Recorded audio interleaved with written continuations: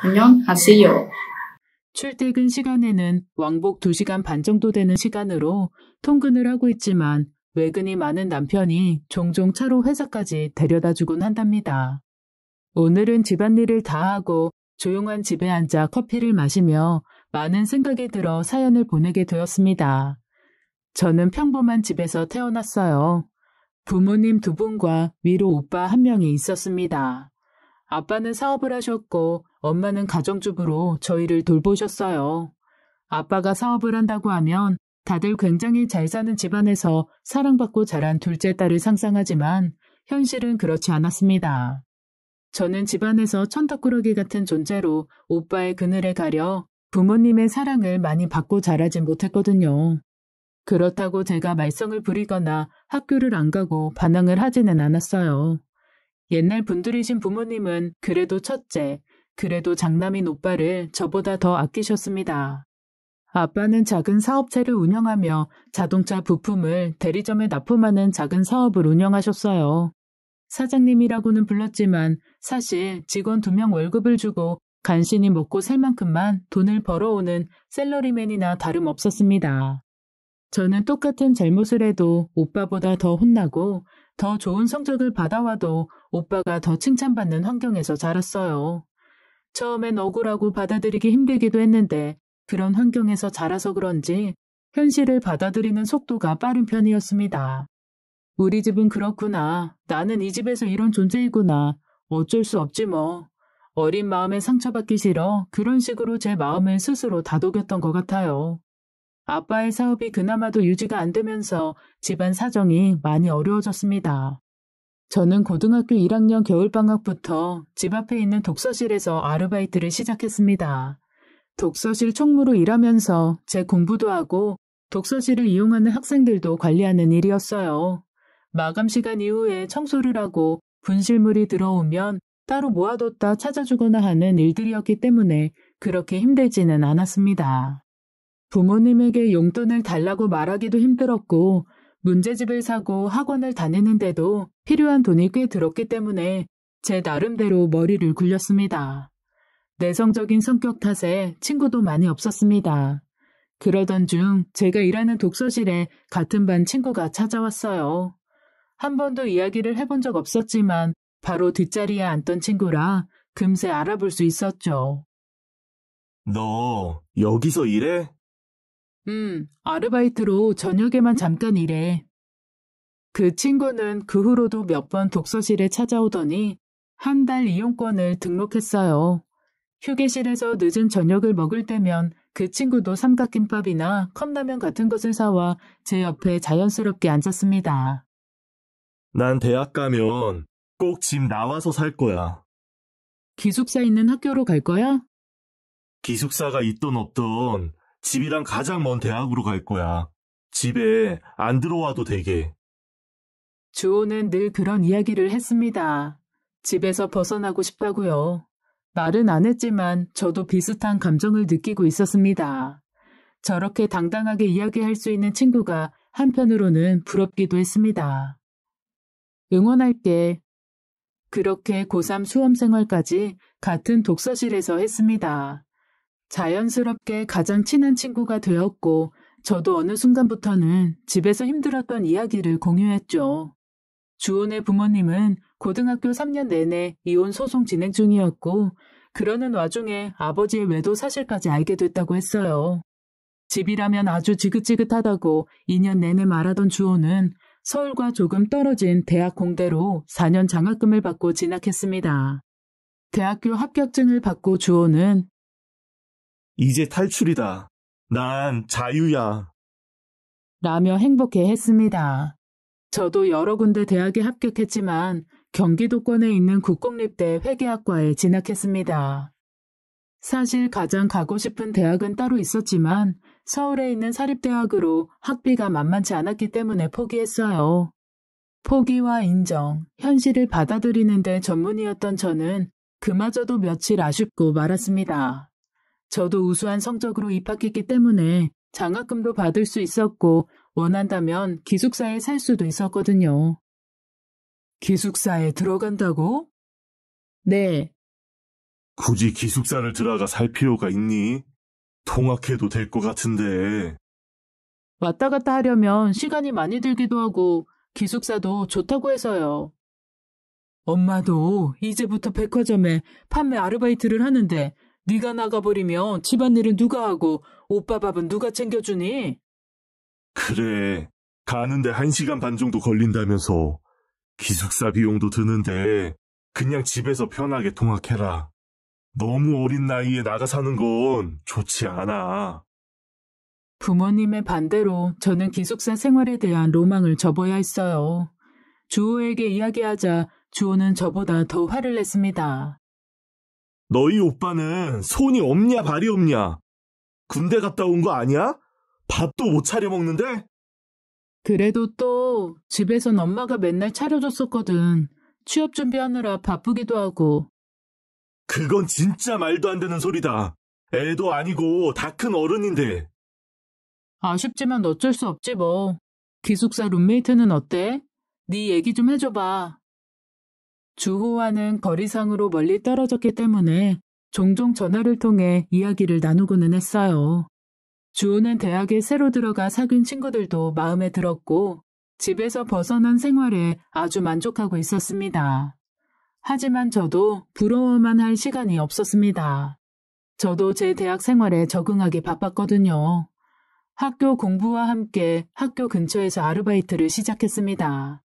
대학생의 좋은 점은 역시 수업 시간표를 제가 지정할 수 있다는 것이었어요. 그 점을 활용해 저는 오전 중에는 학교 수업을 듣고 오후에는 학교 근처 카페에서 주 5일로 아르바이트를 했습니다. 몸이 고단했지만 태어나 처음 만든 적금 통장에 돈이 차곡차곡 쌓이는 것이 마냥 좋았습니다.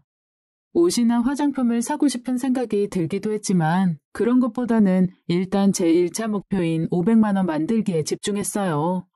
그 외에 학교 생활을 하며 드는 비용이나 교통비, 점심 식사비 등도 제가 번 돈으로 충당했습니다. 한 번도 부모님에게는 손 하나 벌린 적 없었어요. 집이 어려운데 오빠 용돈 주기도 버거운데 너까지 엄마 아빠를 힘들게 하냐는 소리를 듣기 싫었습니다. 그러던 중 아빠가 사업을 접었습니다. 매출이 야금야금 하락하다 결국은 직원들 월급도 주지 못하고 월세도 내지 못할 지경이 되었다고 했습니다. 침울한 집안 분위기에 오빠는 자리를 박차고 나갔어요. 지긋지긋한 집안이라고 중얼거리는 소리가 들렸지만 저는 아무 말도 할 수가 없었습니다. 참담한 부모님의 얼굴에 저도 속상했거든요. 당장 생활비도 부족한데. 지금 생활비가 문제야? 당분간은 부족해도 어쩔 수 없이 아끼고 살아. 가게 보증금 받을 때까지 돈 나올 구멍 하나 없으니까. 엄마는 일하는 매장 매니저에게 말해 월급을 값을 받을 수 있는지 물어보겠다고 했어요. 엄마는 제가 대학에 들어가고부터 백화점 온 매장에서 판매직으로 꾸준히 일을 하고 있으셨거든요. 제가 모아놓은 돈이 있어요. 저도 모르게 튀어나온 소리에 부모님이 화들짝 놀랐습니다. 네가 무슨 돈이 있어? 알바하면서 적금으로 조금씩 모은 돈이에요. 적금 깨면 300 정도는 보탤 수 있어요. 그렇게 악착같이 모은 돈이지만 당장 식구들 입에 들어갈 쌀 한 톨도 없다는 소리가 나오는데 다 무슨 소용이겠냐 싶었어요. 제 말에 부모님의 얼굴에는 화색이 돌았어요. 300만 원 정도면 당분간 생활비 걱정은 없다고 말하며 저를 기특해 하셨습니다.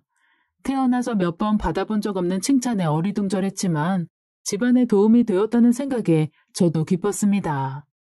그렇게 모은 돈을 혼자 숨기고 나중에 500만 원을 모으면 무슨 소용이겠어요. 우리 식구들이 다 힘들어하는데 저만 행복한 건 너무 이기적이잖아요. 그때의 제 말이 제 인생 불행의 시작인지도 모르고 저는 그렇게 부모님에게 밝게 웃어 보였습니다. 아빠는 그 이후로 가게 보증금을 빼기까지 카센터나 부품 판매 대리점에 이력서를 넣기 시작했어요. 당장 일자리가 급했기 때문이었죠. 또 얼마 후 지금 살고 있는 아파트 전세 계약도 만료여서 이사를 가야 할지도 모를 상황이라 더 초조해 하셨습니다. 그리고 돈을 보탠 이후부터 집안 경제 사정에 대해 부모님도 제게 공유해주기 시작했어요. 저는 그때 마냥 좋았던 것 같아요. 부모님이 저를 믿고 의지한다고 생각했거든요. 아빠는 평소 하던 일에 기술을 살릴 수 있는 직업은 아니었지만 집 근처 쇼핑몰에 경비원으로 취직을 하고 현재 사는 아파트에 계약을 연장하게 되었습니다. 많은 돈은 아니었지만 가게 보증금에 부모님이 번 돈을 조금 보태어 다른 지역에서 다시 사업을 시작하자는 희망적인 이야기가 나오고 있는 시점이었어요. 그러던 어느 날 밤 12시가 다 되어 오빠에게 전화가 왔습니다. 엄마, 아빠, 죄송해요. 제가 사고를 쳤어요. 오빠가 부모님 몰래 아빠차를 끌고 나갔던 것이었어요. 그건 문제가 되지 않았습니다. 사실 가장 큰 문제는 친구들과 술을 먹고 음주운전을 했고 음주운전을 하다 사고가 났다고 했습니다. 그것도 뒤에서 멀쩡히 신호를 기다리던 차를 들이받은 100% 과실의 음주 측정 결과 면허 정지 처분을 피할 수 없었어요. 100km 가까운 시속으로 뒤에서 차를 박은지라 앞차도 난장판이었고 저희 차도 앞 범퍼가 다 무너져 내렸을 정도였습니다. 상대방 운전자는 당연히 병원으로 이송되었고 보험사에 연락하고 나서 부모님에게 전화를 한 것이었어요. 엉망진창이었습니다. 엄마는 어쩌면 좋냐고 울기 시작했고 아빠는 당장 아무 외투나 걸치고 경찰서로 향했습니다. 저는 아무것도 할 수 없어 옆에서 엄마를 위로하는 일밖에는 할 수 없었습니다. 결과적으로 그 사태를 수습하느라 보증금의 대부분을 사용했고 오빠는 그 이후로 면허 정지 처분을 받았습니다. 당연히 영업직으로 취업한 회사에서도 이를 좋게 볼 리 없었고 수습기간이 종료되자 정규직 전환 심사에서 오빠는 떨어졌습니다. 그제야 좀 억울한 감정이 피어올랐어요. 저는 단 한 번도 용돈을 받은 적 없이 제가 돈을 모아 생활비마저 충당해야 했고 학비도 죽어라 공부해서 장학금을 받았습니다. 그런데 오빠는 매달 적지 않은 용돈을 받았고 운전면허 학원이나 대학 등록금마저 모두 부모님이 지원해 주셨거든요.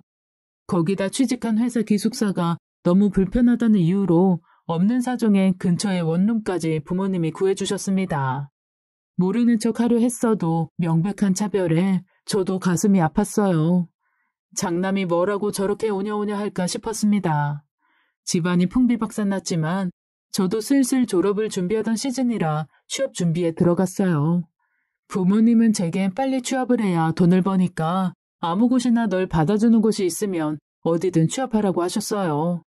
그때는 어려서 몰랐는데 이제와 생각하니 돈 나올 구멍이 아무리 생각해도 저밖에 없었나 봅니다. 저는 휴학 한 번 없이 23살에서 24살로 넘어가는 겨울방학 대기업 회계팀 계약직으로 취업을 했습니다. 월급은 사회초년생치고 적지 않은 돈이었지만 제가 무엇을 하고 싶은지 진로에 대한 고민조차 해보지 못했어요. 그저 회계팀에서 전표 맞추고 영수증 처리하는 허드렛 일이라도 하며 돈을 받을 수 있다면 그저 감사해야 했습니다. 대기업이다 보니 파견 계약직이 많았고 자연스럽게 정규직들에 비해 차별도 심했고 함께 어울릴 수도 없었어요. 그렇게 30이 다 되어가도록 저는 계약직으로 근무하고 2년이 될 때마다 계약이 안 될까 노심초사하며 살았습니다. 그러는 사이 엄마는 계속 생활비를 벌었지만 아빠는 일을 하다 허리를 다치는 바람에 디스크 수술을 크게 2번 정도 하셨고 일을 할 수 없는 몸 상태가 되었습니다. 당연히 집을 먹여 살리는 건 저와 엄마였고 그 중에 큰 부분은 제가 차지하게 되었습니다.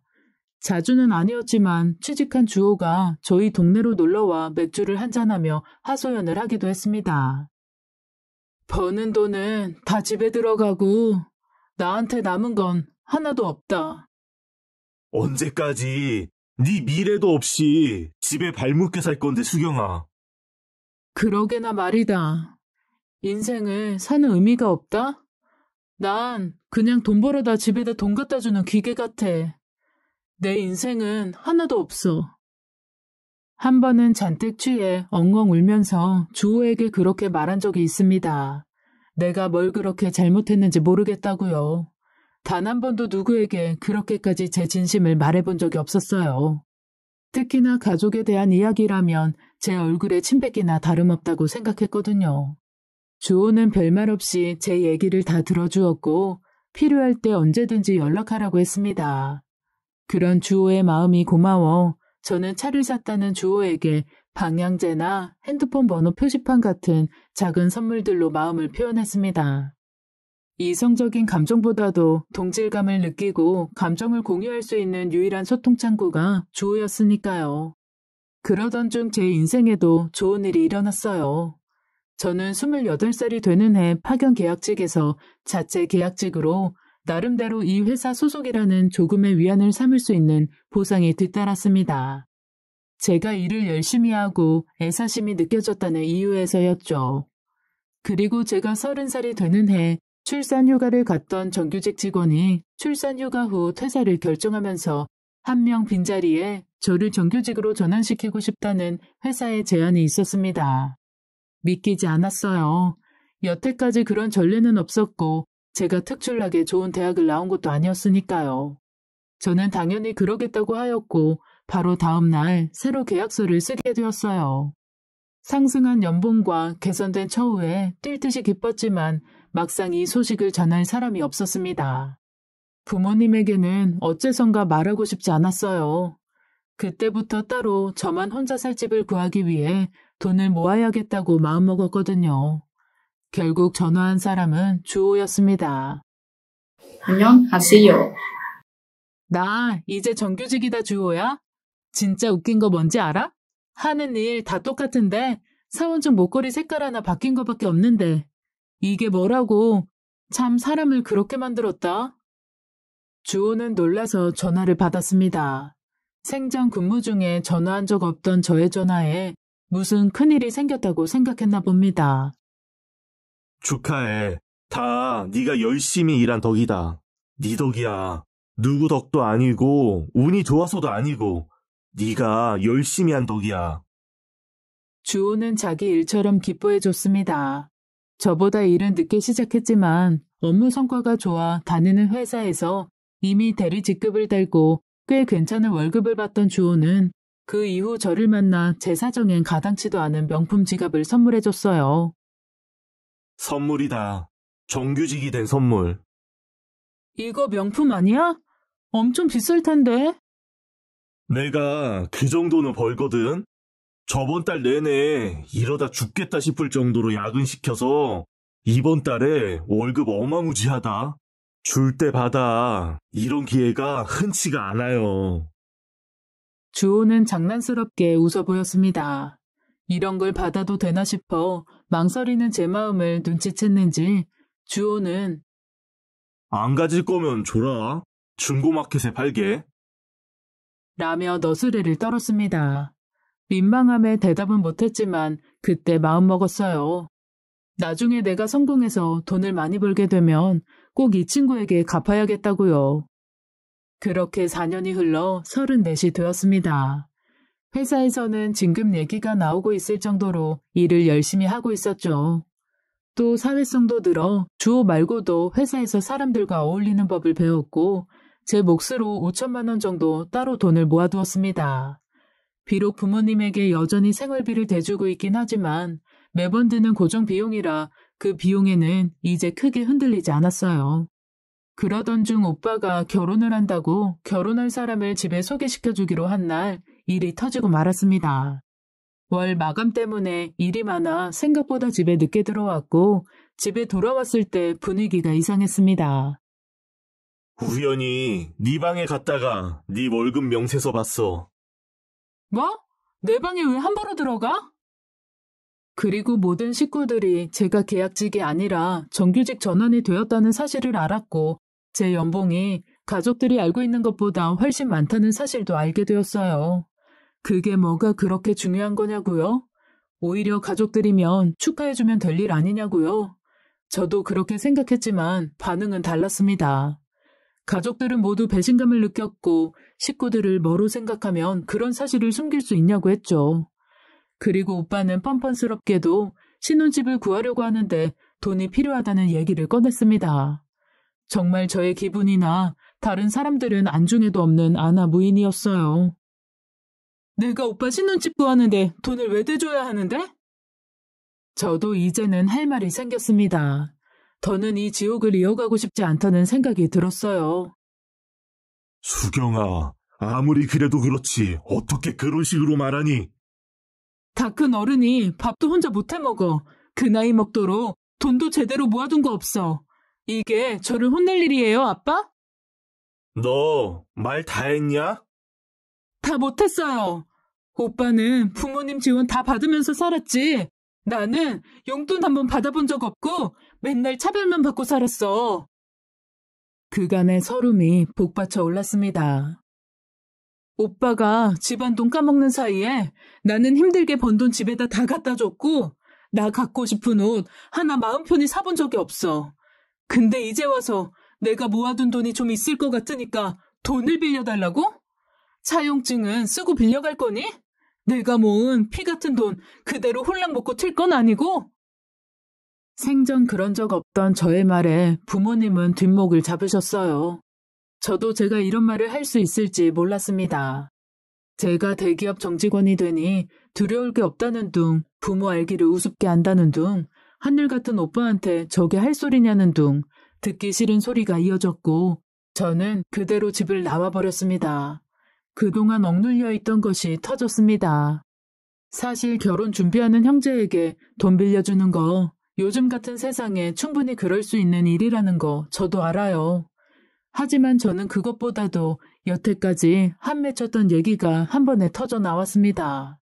더는 이렇게 살고 싶지 않았어요.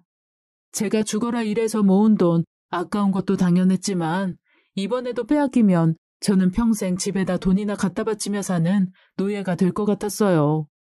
갈 곳도 연락할 사람도 마땅치 않았기에 주호에게 전화를 했고 주호를 만나 이 사실을 모두 털어놓았어요. 어차피 집안 꼬라지 다 아는 사람이었기에 부끄러울 것도 없었죠. 저를 토닥이고 달래고 집에 들어가라고 위로해줄 줄 알았던 주호는 전혀 다른 말을 했습니다. 제가 얘기를 하는 내내 아무 말 없이 창밖을 응시하던 주호의 입에서 나온 말은 전혀 상상해 본 적 없었던 것이었죠. 나랑 결혼하자, 수경아. 이게 지금 무슨 소린지 하나도 갈피가 잡히지 않았습니다. 결혼식은 올리지 말고 우리 둘이 같이 나와 살자. 집은 내가 알아서 구할게. 너 도대체 무슨 소리야 그게? 너랑 나랑 결혼해서 살면 더 이상 네가 번 돈에 대해서 집에서 이래라 저래라 못할 거야. 우리는 부부고 같이 가정을 꾸려나가니까 친정이든 시댁이든 함께 의논하고 결정한다고 말씀드려. 집에서 도망 나와, 수경아. 주호야. 사랑하는 사람들이 만나서 결혼해야 하는 거 나도 알아. 우리가 연인은 아니지만 누구보다 친하고 서로를 잘 아는 친구잖아.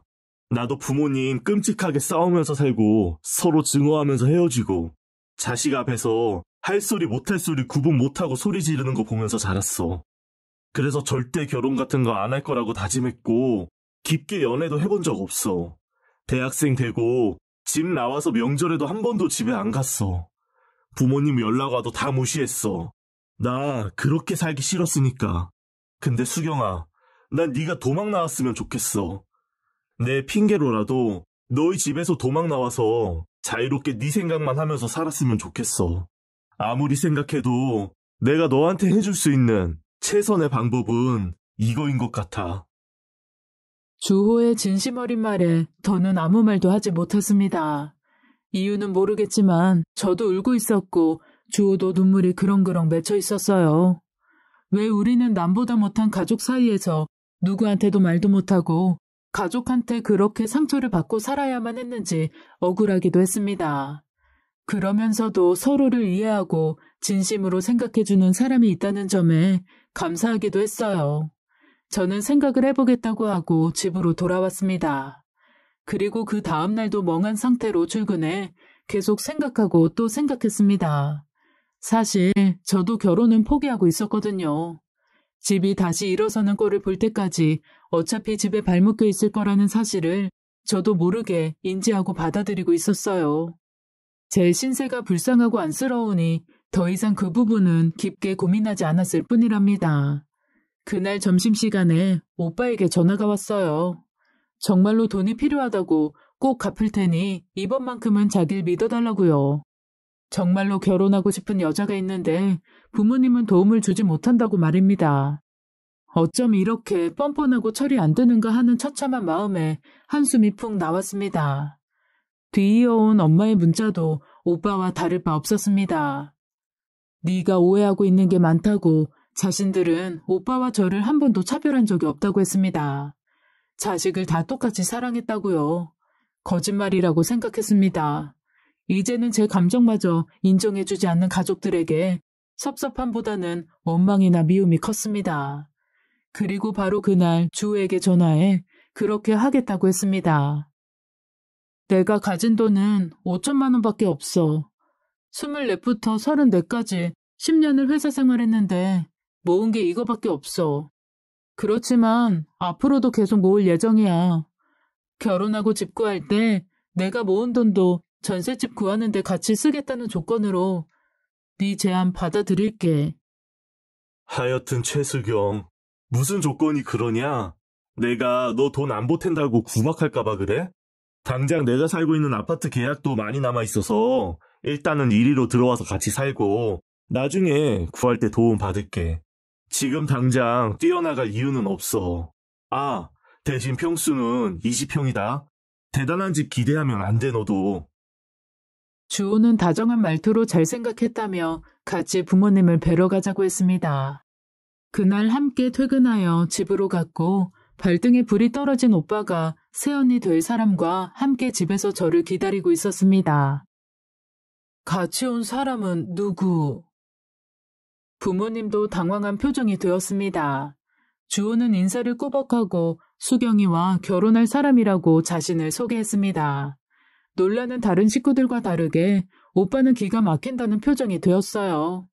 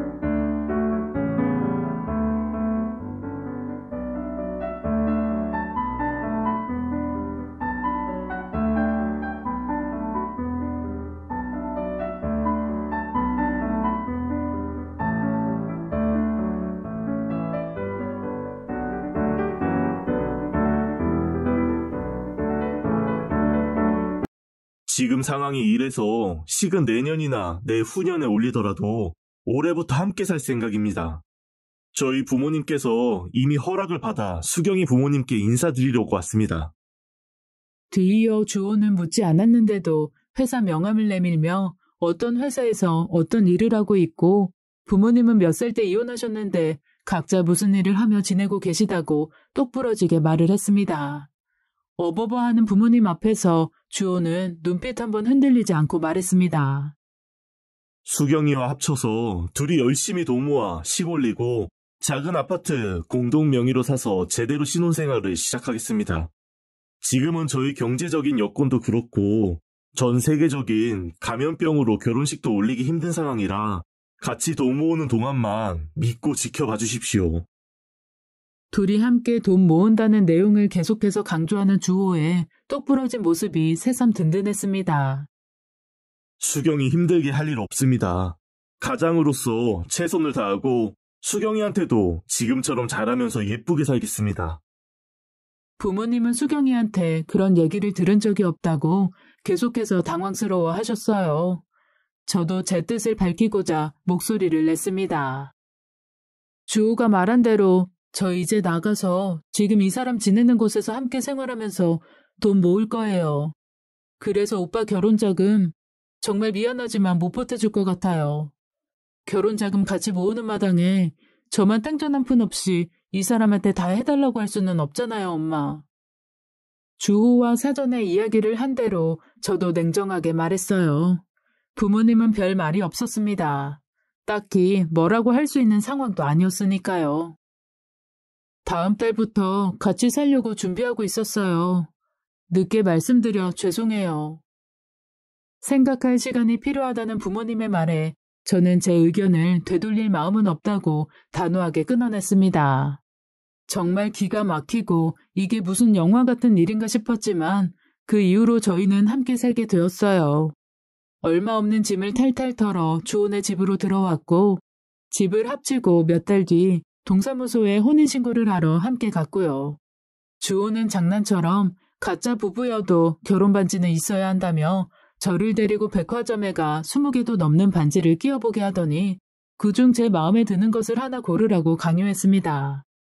괜찮다고 저렇게 비싼 걸 뭐하러 사냐고 손사래를 쳐도 이 핑계로 나도 비싼 반지 좀 껴보고 싶다고 장난스럽게 말했습니다. 결국 우리는 같은 집에 살며 같은 반지를 왼쪽 4번째 손가락에 끼고 생활하고 있어요. 동네 사람들은 저희를 신혼부부라서 그런지 너무 보기 좋다고 덕담을 해주시고 회사에도 결혼 사실을 알렸습니다. 부서장님은 저를 따로 불러 신혼여행 휴가를 언제쯤 갈지 물어보기도 합니다. 말도 안 되는 상황이 신기하면서도 저를 구해준 주호에게 정말로 감사하고 있어요. 여전히 저희는 친구처럼 지내고 있습니다. 둘이 있을 땐 전혀 연인 같지도 않아요. 정말 혼인신고 전 친구 상태 그대로입니다. 안녕하세요.